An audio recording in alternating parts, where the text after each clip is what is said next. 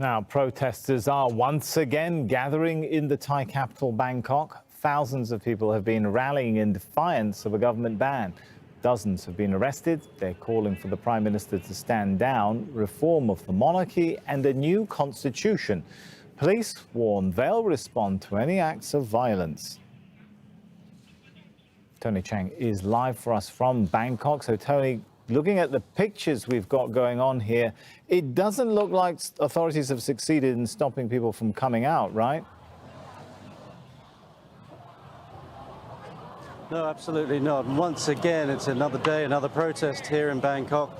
Once again, the authorities have tried to shut them down. They've closed off numerous stations on the underground, on the overground, closed off roads, and yet they've been outfoxed again. An hour ago, the word went out on social media that there were several sites within Bangkok city centre, a couple of others in the suburbs. This is one of them, a Victory Monument. It's a junction, a very important junction. In fact, yesterday the police closed this off because they thought the protest might be here. Protesters moved away yesterday.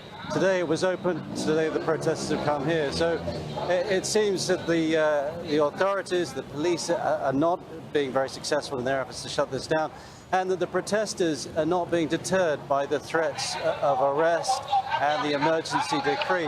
They're here, they just started assembling about 20 minutes ago. There is still some traffic flowing here, but I would imagine as more people arrive, this whole area will be swamped, as we've seen in, well, the last 5 days now.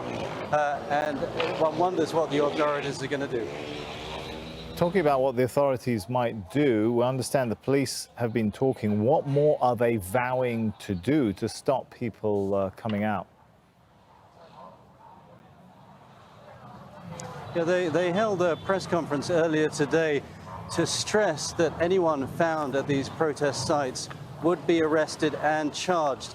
That said, yesterday they stood back. The three sites that we saw on the edge of central Bangkok where they did hold rallies, the police pretty much stayed away. We didn't see the arrests that we've seen in the previous day's protests. But they made a couple of points at the press conference today. They said that anyone posting selfies at these protests would be charged with and possibly imprisoned for 2 years or fined for with $1,500.